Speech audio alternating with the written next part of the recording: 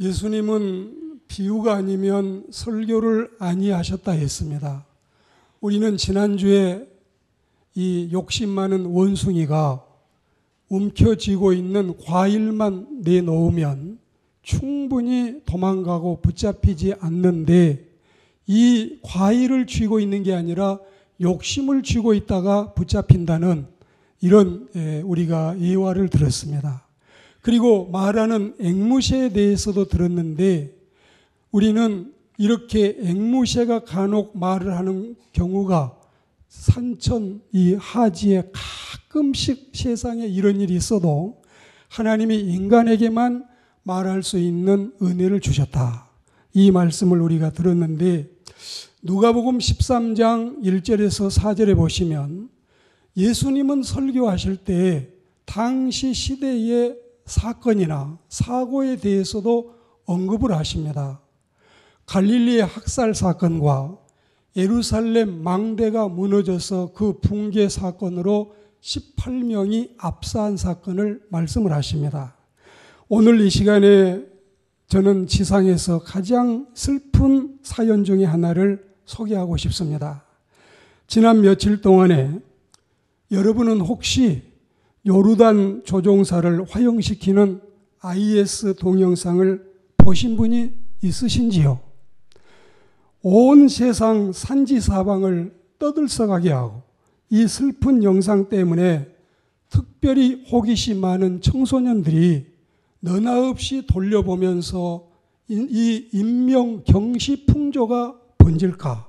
정말 어른들은 두려운 마음으로 염려하고 개탄하고 걱정하고 있습니다. 이 이야기를 가슴 아프게 꺼내는 것은 인간이 세상을 살면서 개인 생활을 하거나 교회 생활을 하거나 사회 생활을 할 때에 악하게 살지 않고 자신의 본연의 본분을 다하고 자신이 서야 할 위치를 지키고 선하게 의롭게 정직하게 진실하게 살아야 할 것을 염두하고 이 말씀을 꺼내는 겁니다. 오늘 우리는 하나님의 말씀을 통해서 어떻게 살아야 할까? 어떻게 개인 생활을 해야 될까? 어떻게 교회 생활을 해야 될까? 어떻게 사회 생활을 해야 될까? 이 점에 대해서 말씀을 드리겠는데, 하나님의 말씀을 통해 마음속에 많은 감동과 은혜가 물밀듯이 밀려오는 복된 시간이 되기를 축복합니다. 그 화형식 영상에 대해서 좀 더 말씀을 드리겠는데, 그 영상 때문에 가족의 슬픔을 듣고서는 정말 저는 심장이 멎는 것 같았고 가슴이 찢어지는 아픔과 통증을 느꼈습니다.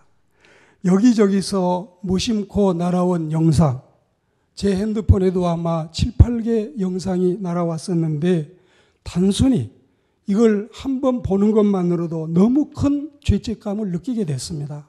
왜 그러냐면 이제 이 겨우 결혼한 지 5개월밖에 안 된 신혼신부, 이 신랑 신부 가정에서 일어난 일이기 때문에 그렇습니다. 남편의 나이는 27살의 알카사스베, 그리고 25살의 어여쁜 신부 타로네가 그 집의 주인들입니다. 이 둘은 2014년 7월 달에 결혼을 했습니다. 둘은 어렸을 적부터서 꿈에도 그리던 터키 이스탄불로 신혼여행까지 다녀왔습니다. 그리고 12월 24일 날, 작년 12월 24일 성탄절 전날, 다른 때는 그러지 않았던 남편이 자고 일어나서 비행기 조종사인데, 여보 오늘 날씨가 너무 흐려서 나 비행기 안 뜨고 조종 안 했으면 좋겠다, 그런 말을 하고 날씨가 그러지 못해서 반짝거려서 나가서, 그때 여러분 포로로 잡혀서 잡히기 전날까지 이 25살의 신혼신부는 25년을 내가 살았지만 지난 5개월이 가장 꿈같은 세월이었다고 그 시간들을 최고의 시간으로 치고 있는 그런 신부였습니다.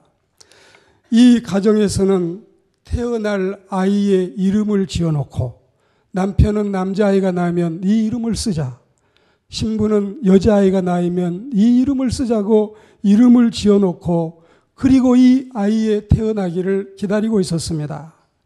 그런데 이런 불상사가 생겨서 이제 이 신부는 이 남편을 석방해 달라고 하는 이런 이 규탄 대회에 참석하고 있는데 친정 어머니에게서 전화가 왔습니다.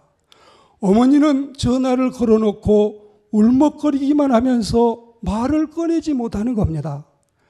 그래도 사람이 여러분 다 이 감이 있기 때문에 불길한 내감, 내 남편에게 슬픈 소식이 있나 보다.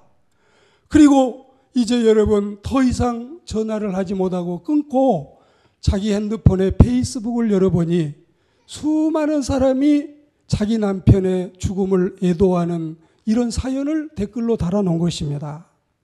그리고 여러분 이후에 이 신부는 쓰러져서 병원에 실려갔는데 그녀는 남편이 쇠창살에 갇혀서 태워져 죽는 장면의 영상이 공개됐다는 소식을 알고 있지만 지금도 보지 않고 앞으로도 영원히 나는 이 영상을 보지 않겠다. 그런데 우리가 여러분 무심결에 이걸 보았으니 얼마나 죄책감이 쓰고 미안한 심정입니까? 지금 지구촌에서 일어나고 있는 이 슬픈 우리네 현실, 우리는 고인을 위해서 명복을 빌 수는 없지만 비행기 조종사로 27 꽃다운 나이에 세상을 떠나간 그 남편을 잊지 못하고 살아야 될 이 가련한 아내를 위해서 기도해주고 하나님의 품에서 위로받는 그리스도인이 되기를 소망합니다. 오늘 우리는 이런 과제를 안고 하나님의 말씀을 듣기 시작합니다. 31절에 보시면 우리 그리스도인들이 어떻게 개인 생활을 살아가야 할까? 32절에 보시면 어떻게 우리가 교회 생활을 해야 될까? 그리고 33절에 보시면 사회생활은 어떻게 해야 될까를 우리에게 말씀하고 있습니다. 먼저 우리는 여러분 개인 생활에 대한 말씀을 듣겠는데 본문 31절을 우리 한번 같이 읽어보겠습니다. 시작. 그런즉 너희가 먹든지 마시든지 무엇을 하든지 다 하나님의 영광을 위하여 하라. 여러분 우리의 사는 모습이 그리고 우리의 사는 삶의 내용이 하나님을 중심해야 되고 하나님께 영광이 되는 과거의 개혁자들 뿐이겠습니까? 사도들 뿐이겠습니까? 선지자들이나 주의 종들 뿐이겠습니까? 모든 그리스도인은 솔리 데오 글로리아, 모든 영광을 하나님께 돌린다는 이 마음의 고백을 가지고 주님을 섬기고 신앙의 삶을 살아야 할 줄로 믿습니다. 우리가 음식을 드십니까?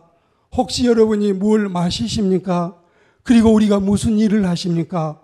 어떤 경우에라도 하나님을 기쁘시게 하고 하나님을 영화롭게 하고 하나님께 영광 돌리는 내가 돼야 되겠다는 이 믿음의 고백이 우리의 몫이 되기를 주의 이름으로 권면합니다. 일생일념 위주 영광, 부산에 있는 여러분 유명한 화가에게서 일생일념 위주 영광이라는 정말 그 명문이 있는 서예가가 보낸 그 글을 저는 항상 제 마음판에 새기고 늘 살고 있었습니다. 사랑하는 여러분, 우리는 살면서 믿는 사람이 아니라 믿으면서 사는 사람. 우리는 세상에서 음식을 먹어야 되지만 음식을 먹기 위해서 산다면 이 우리의 위장이, 우리의 이 스토막이 신이 되고 하나님이 되지만 우리는 일을 하고 하나님을 섬기고 남을 도우면서 육신도 살아야 되니까 먹어야 된다. 살면서 먹는 사람과 먹으면서 사는 사람이 차이가 있습니다. 믿으면서 여러분 사느냐, 살면서 믿느냐, 신본주의와 인본주의의 차이가 여기에 있습니다. 먹을 때나 마실 때나 무엇을 할 때나 제일 먼저 고려할 일이 하나님께 이것이 영광이 되느냐 아니면 이 일로 인해서 하나님의 영광을 가리느냐, 이걸 우리는 마음속에 염두하고 우리의 개인 생활을 살아가야 할 줄로 믿습니다. 그리고 여러분, 우리는 세상을 살면서 아무리 쓴 술이라도 하나님이 성경 어느 구절에서 가르치고 요구했으면 다른 사람보다 더 많이 마셔야 돼요. 아무리 쓴 골련초라도 다른 사람보다 더 피워야 돼요. 아무리 내가 좋아하고 원하는 기호식품이라 해도 하나님께 영광이 되지 않는다면 싹둑싹둑 가위로 자를 수 있는 은혜로운 그리스도인들이 되어야 할 줄로 믿습니다. 사랑하는 여러분, 앞에서 보나 뒤에서 보나 어울리지 않고 모범되지 않는 것, 성령님이 싫어하시는 일들을 우리가 고집할 필요가 있을까요? 오늘날 신자들 중에는 이것은 해야 되는가, 안 해야 되는가, 먹어야 되는가, 먹지 말아야 되는가, 한계를 몰라서 고민하는 분들이 많이 있습니다. 그런 분들은 로마서 14장 23절에 보시면 믿음으로 하지 않는 것, 뭘 먹어도 의심하고 먹는 것은 죄다. 하나님이 우리 그리스도인들에게 무슨 일을 결정할 때에 마음의 편안함과 그리고 여러분 확신을 주시면 하나님이 받으시는 것이고, 똑같은 제사 음식을 드셔도 어떤 사람은 담대한 믿음으로 귀신이 도대체 뭐야? 천지에 하나님밖에 없는데 나는 주님을 믿는 그리스도이냐? 떳떳하게 잡수시면 죄가 되지 않고, 음식을 드실 때 제사 음식인데 이거 귀신한테 제물 드린 건데 꺼린데 안 먹어야 되는데 먹고 싶은데 이거 좀 먹으면 어떨까? 의심하고 먹는 것은 죄가 된다. 모든 일을 할 때에 솔리데오 그로리아, 하나님 앞에 영광을 생각하고 음식을 대할 때도 믿음으로 받으면 걸릴 게 하나도 없지만 죄될 것을 염려하면서 우리가 든다면 이것이 바로 하나님의 계명을 어기는 게 됩니다. 이런 믿음을 가지고 개인 생활을 해 나가시기를 축복합니다. 그리고 여러분 32절에 보시면 이 신앙인들의 교회 생활입니다. 우리는 하나님의 교회에서 거치는 자가 되어서는 아니 됩니다. 유대인은 믿는 자고 헬라인은 불신자라고 구분을 해본다면 우리는 물론 세상에 나가서도 당연하지만 교회 안에서도 거치는 자가 돼서는 아니 된다는 뜻입니다. 개인 생활 같지만 이 개인 생활이 교회 생활이 되고 교회 생활로 국한한 것 같지만 이게 결국은 사회 생활이 되고 사회 생활로 광범위한 것 같지만 이게 결국은 또 개인 생활로 축소할 수가 있습니다. 그러니까 우리는 개인 생활이냐 교회 생활이냐 가정 생활이냐 사회 생활이냐가 다 여러분 연결이 되어 있어요. 개인의 삶이 충실한 사람은 교회 와도 신실해요. 가정 생활도 제 몫을 다해요. 사회 가도 모범적인 시민이 돼요. 개인 생활이 부실한 사람은 어디에 내놓아도 집에서 새는 바가지가 밖에 가서도 샌다는 말처럼 우리는 하나님 앞에서 전인적인 어느 군데서는 잘하는데 어느 군데서는 못하는 게 아니라 어느 데에서나 누구 앞에서나 모든 사람 앞에서 은혜롭게 신앙생활하는 하나님의 백성들이 되기를 축복합니다. 우리의 삶이 이러할진데 교회 생활에서 거치는 자가 되지 않고 은혜로운 신자가 돼야 되겠고, 우리가 각각 이 그리스도의 지체가 되고 포도나무의 가지가 돼서 자기 본분을 다하고 위치를 지킬 때 이런 교회는 건강한 교회가 되고 이런 사람이 모이는 공동체는 은혜로운 공동체가 됨을 믿습니다. 우리가 자기의 위치를 떠날 때 자기의 분수를 넘을 때 거치는 자가 됩니다. 오늘 본문의 이 거치는 자는 헬라어 성경에 보면 아프로스 코포이, 이 아프로스 코포이라고 하는 단어에는 세 가지 뜻이 있습니다. 첫째는 남에게 손상을 입히는 사람, 두 번째는 남을 걸려 넘어지게 하는 사람, 세 번째는 남에게 불쾌감을 주는 사람입니다. 내가 남에게 불쾌감을 준다면, 내가 발을 걸어 태클로 남을 넘어뜨린다면, 내가 남에게 손상을 입힌다면 나는 거치는 자입니다. 우리는 하나님 앞에서 거치는 자가 되지 않고 조화 있게 하모니 있게 모든 사람이 와도 상식선에서 이성적인 은혜로운 신앙생활을 해야 할 줄로 믿습니다.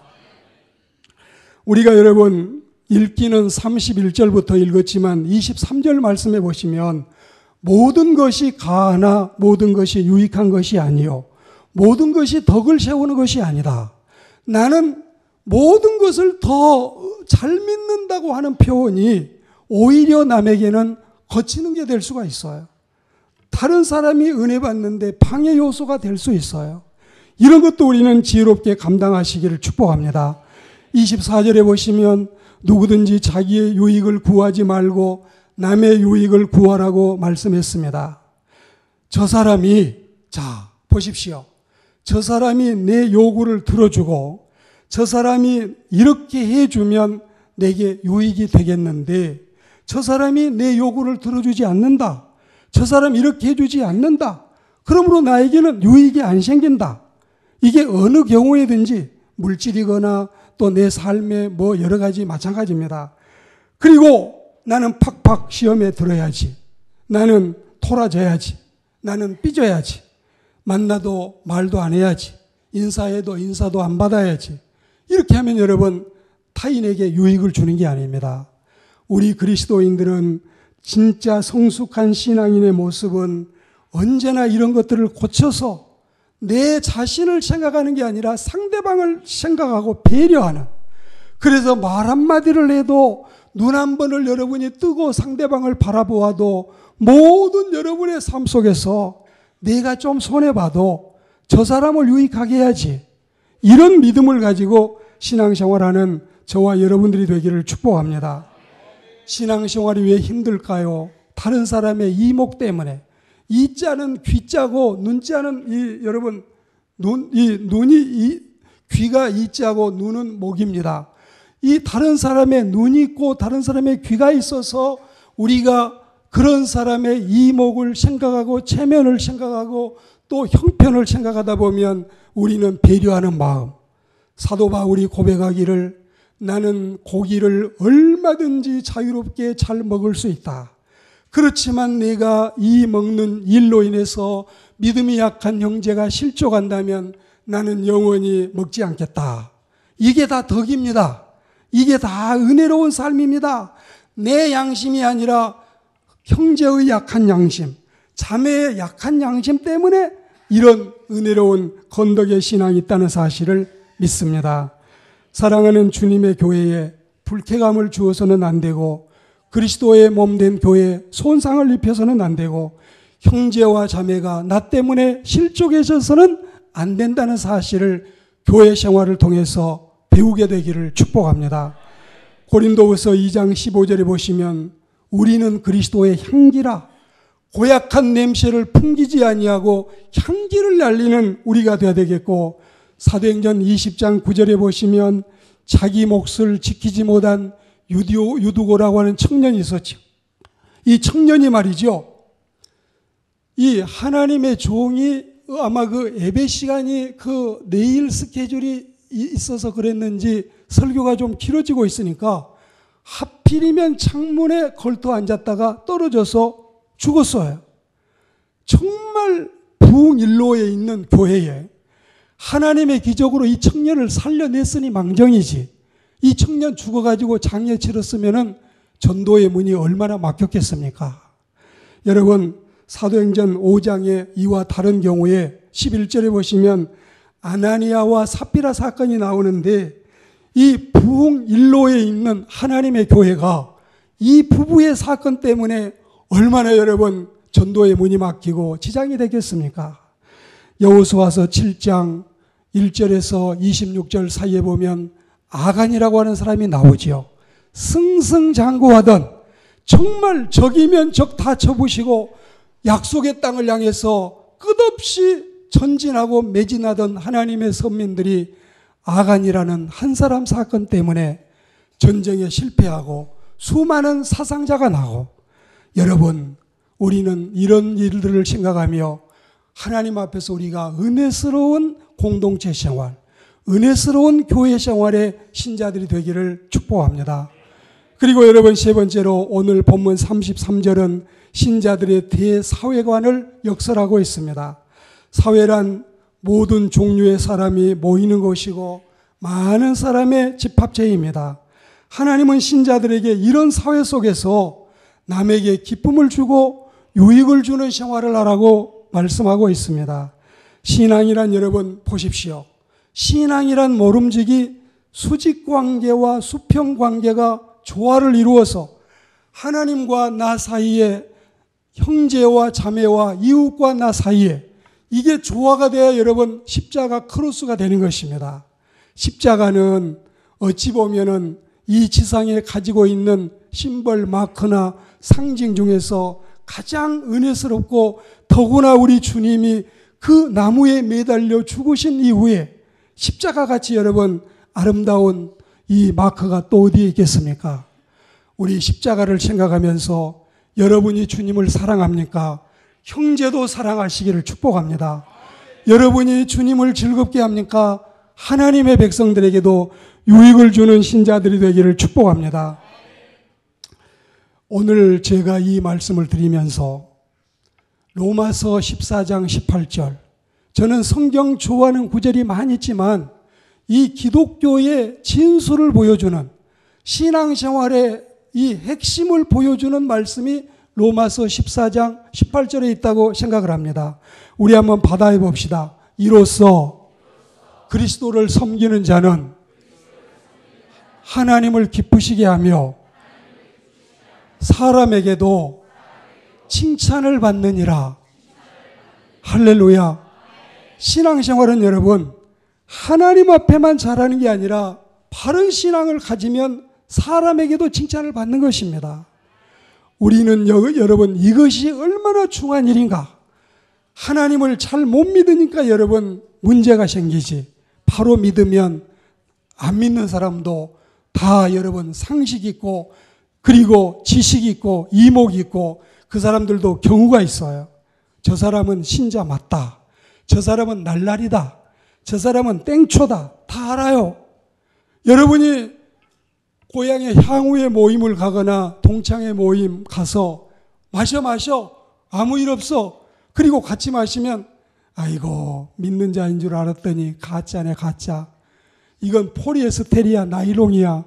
그러나 막 갔다가 술을 퍼 입에다 부으면서도 그래도 나 이 시간에 콜라 2병 마실게. 웃으면서 여유 있게 여러분 이건 나 안 먹었던 거니까 좀 이해해 주라. 그리고 여러분이 술잔을 내려놓고 음료수를 드시면 그 사람이 속으로 저 사람 진짜네. 아 나도 예배당 다니면 저렇게 다녀야 되는데. 할렐루야. 우리가 이 세상을 살면서 정말 여러분 안 믿는 사람은, 이건 제 말을 좀 첨가하기는 좀 그렇기는 하지만, 제가 이 동창회를 나가서 6명의 친구들을 전도를 했는데 여러분 도리가 있어요. 도리가 하지 않아야 될 것은 반드시 지키고 어울릴 것은 어울려줘서, 너가 진짜 친구구나. 목사면은 우리는 멀리 하나님처럼 멀리 있는 줄 알았더니 너하고 우리하고 똑같네. 우리하고 친구다. 그리고 어떤 경우에 성직자가 지켜야 될 부분은 엄격하게 다 여러분 거절하고, 그래서 친구들이 6사람이 신앙생활을 해서 교회 집사님이 되고, 나 이번에 세례 받았어. 그래서 지난번에 여러분 우리 서성호 형제나 양현정 자매 같은 경우도 그러니 어머니가 아이들을 일로 보내서 교회에서 여러분 신앙생활에서 보냈잖아요. 하나님을 믿는 우리 그리스도인들은 정말 개인 생활이나 교회 생활이나 사회 생활이 건덕스럽고 은혜스러워서 어떻게 살아야 할까요? 아름답게 살아서 하나님을 기쁘시게 하고 복받는 그리스도인들, 모든 사람이 볼 때 여러분의 신앙을 본받고 싶은, 닮고 싶은 그리스도인들이 되기를 주의 이름으로 축복합니다.